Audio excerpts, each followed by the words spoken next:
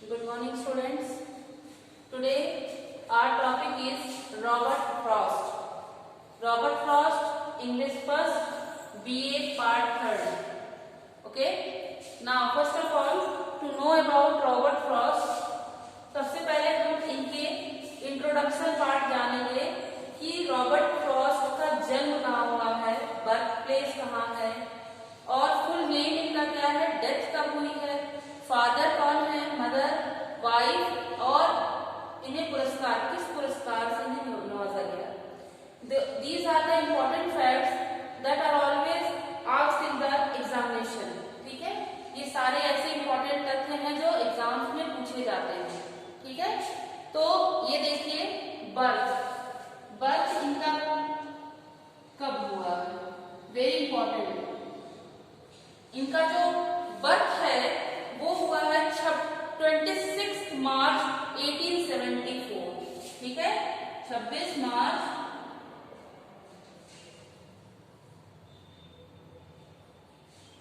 1874. Place of birth, जन्म स्थान कहाँ हुआ है, इनका जन्म सैन फ्रांसिस्को, कैलिफोर्निया, यूएसए. ठीक है, San Francisco, California, UK, United Kingdom. Okay, sorry USA, America में. ठीक है, इनका जन्म कब कहाँ हुआ है, San Francisco, California, USA. Full name, इनका पूरा नाम क्या है, एग्जाम से पूछे जाते हैं.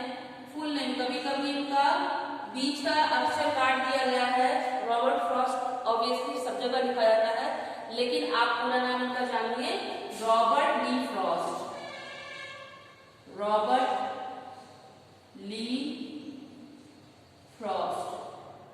ओके, नाउ इनका डेथ कब हुआ है, डेथ तो 29 जनवरी 1963.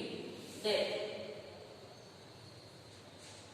29 जनवरी 1963. ठीक है, इनकी जो मृत्यु है 88 इयर्स में हुई थी, मतलब 88 वर्ष के थे तब इनकी डेथ हुई थी. और ये जब घर पे सोए हुए थे उस वक्त ये मृत पाए गए थे. मतलब इनके कॉज ऑफ इलनेस कुछ नहीं है, मतलब वृद्ध हो चुके थे और वृद्ध होने के कारण ये जो है 88 वर्ष की उम्र में इनकी मृत्यु हो गई. ठीक है, died at the age of 88.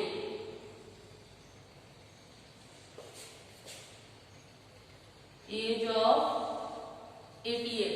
Okay, और ये डाइड इन स्लीप, मतलब सोए हुए थे उस समय उनकी मृत्यु हो, died in sleep. Now father कौन है, William Prescott Frost. Father William Prescott Frost. Okay, now mother Isabel Frost. Mother Isabel Frost. Now wife Elinor Miriam Frost. Eleanor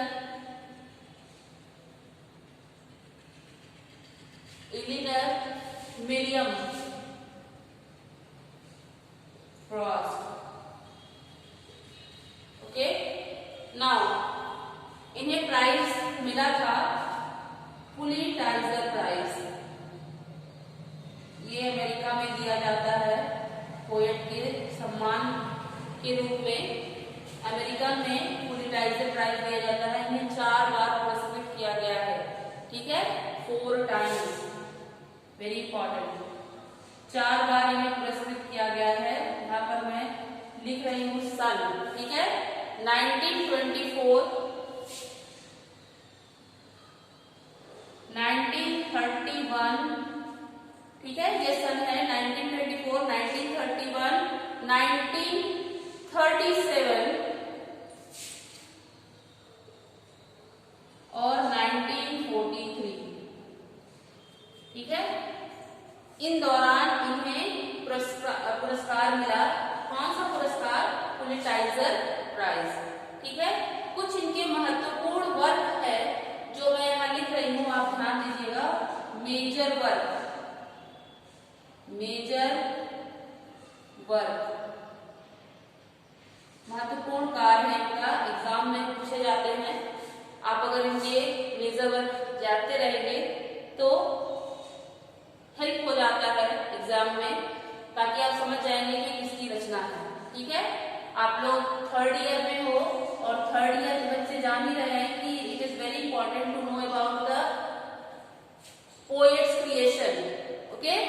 poet के क्रिएशन के लिए हमें उनके वर्क जानना बहुत जरूरी है। नंबर 1 है a boy will, A boy's will, ये आपका आया है 1913 में, सन में लिख रहे हैं हम, आप देखेंगे 1913। अब है एक दूसरा, north of Boston, north of Boston, ये आया है 1914 में, okay. Now number 3, new Hampshire, new Hampshire, ये आया है 1923, okay, new Hampshire. Now a father read, ये 1936 में आया है, ए फादर रीड, ये आपका आया है 1936 में, ठीक है। ये इनके महत्वपूर्ण कार्य है और ये आपके एग्जाम्स के लिए भी इम्पोर्टेंट है। कुछ वर्क हमने यहाँ लिखा है, 4 वर्क आप देख सकते हैं, सन भी लिखे हैं। अब आपको जो पढ़ना है, इनकी रचना जो सिलेबस में है वो है मेल्टिंग वॉल, ठीक है। ये इनकी पोइट्री है, पोइट्री है जो सिलेबस में है वो है मेल्टिंग वॉल।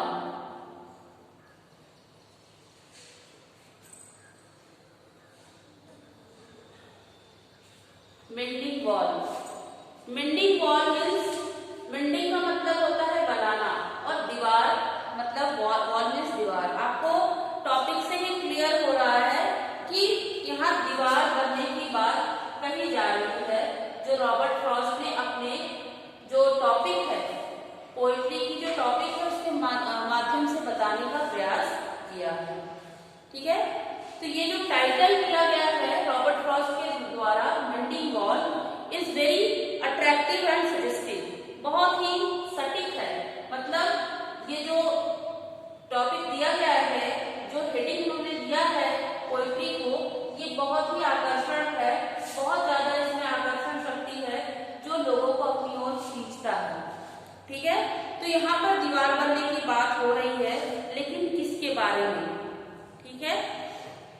तो अभी मैं आपको बता रही हूँ कि कैसे और कहाँ, किस रूप में यहाँ पर दीवार बनने की बात हो रही है।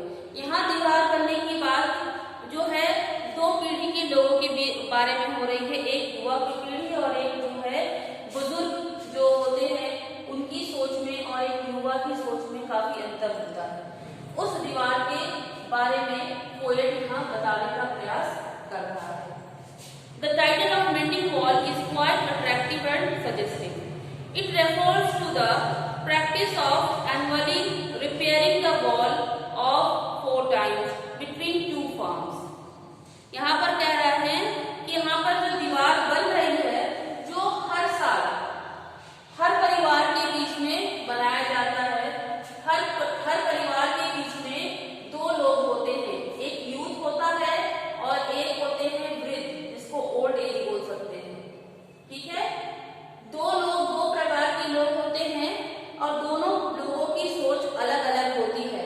आपके भी परिवार में होंगे ऐसे लोग जो जिनकी ये सोच होती है, जैसे कि युवा पीढ़ी अपने आप को ऐसे घर में रखना चाहता है जो 4 दीवारी से बंधी हो, वहां कोई आना जाना न करे और वो सुकून की जिंदगी जी सके। लेकिन अगर एक वृद्ध व्यक्ति को ऐसे कमरे में बंद कर दिया जाए जो चारों तरफ से घिरा हुआ है, तो वह अपने आप को जो है कैद महसूस करता है। इसका मुख्य कारण यह है कि वह सदैव खुले आसमान के बीच में रहा है, प्रकृति की गोद में रहा है। लेकिन आजकल की युवा पीढ़ी इन सारी बातों से परे हैं। वो चाहते हैं कि वो अपने आप को कैदबंद रखे, वो किसी से बहुत मिले ना। The poem presents a desire of the modern time. यहाँ पर पोएट जो है आधुनिक समय की बात कर रहा है। ठीक है, यूथ मीन्स आधुनिक समय, आधुनिक काल की बात कर रहा है, मॉडर्न एज की बात कर रहा है। मॉडर्न एज कौन कर रहा है? यूथ। मॉडर्न एज में वहां वो सोच रहे थे कि उन्हें ऐसा घर चाहिए जो चारों ओर से बंद है और वह एक पैक कमरे में रह सके। लेकिन वृद्ध जो है इस बात से नाराज है। वो चाहता है कि वह खुले आसमान में रहे और खुले आसमान में ही सांस ले। The title of the poem indicates it's central theme. यहाँ आप देख रहे हैं जो टाइटल दिया गया है मेंटिंग वॉल, यही जो है अपने आप में पूर्ण है। ये अपनी व्याख्या खुद कर रहा है, ये बता रहा है इस पोएम जो है ये अपने आप में मतलब इसकी जो टॉपिक दिया गया है ये बिल्कुल सटीक है। लोग इनसे सहमत हैं कि इस पोएम का नाम मेंटिंग वॉल ही होना चाहिए। The theme of the poem consists of the issue related to the property of erecting and repairing walls between neighbor and their farms. ये जो थीम है, थीम मतलब जो कविता है उसका जो निचोड़, जिसे निचोड़ कह सकते हैं, ये कविता ये बता रहे हैं कि जो वॉल है या किसका युद्ध हो रहा है, एक दीवार के बीच की बात है, उसकी युद्ध हो रही है, प्रॉपर्टी की बात की जा रही है, जहां प्रॉपर्टी की वजह से दीवार नहीं बनाया जा रहा है, माने टूटा फूटा दीवार है और उसका जो है इरेक्शन नहीं हो पा रहा है, उसे बनाया नहीं जा रहा है, ये इसकी बात की जा रही है। यहाँ लेखक जो है, यहाँ जो पोएट है वो कह रहा है कि युवा पीढ़ी जो है आजकल की समय की बात है, जो युवा पीढ़ी को समझाना बड़ा कठिन बात है और जो वृद्ध हो चुके हैं वो भी इस बात को समझ नहीं पा रहे हैं कि वो भी युवा की तरह सोच नहीं सकते हैं। दोनों की सोच अलग अलग है। ओके, नाउ यहाँ पर एक लाइन पोएट ने कहा है कि some other believe that good friends make good neighbour. ठीक है, कुछ लोग का विश्वास है कि गुड फ्रेंड्स, एक लाइन दिया है पोएट ने, good friends makes good neighbour.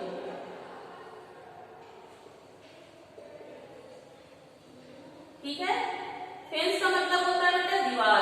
ठीक है, जो अच्छी दीवारें होती हैं वो अच्छे पड़ोसी बनाते हैं। यहाँ पोएट ने इस लाइन को कहा है कि good friends make good neighbour. The poet presents a mutual understanding between the two type of people.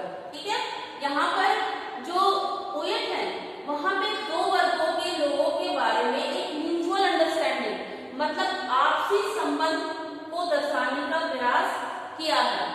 ठीक है, आपसी संबंध, म्यूचुअल अंडरस्टैंडिंग,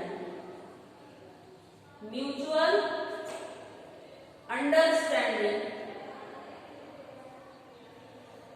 बिटवीन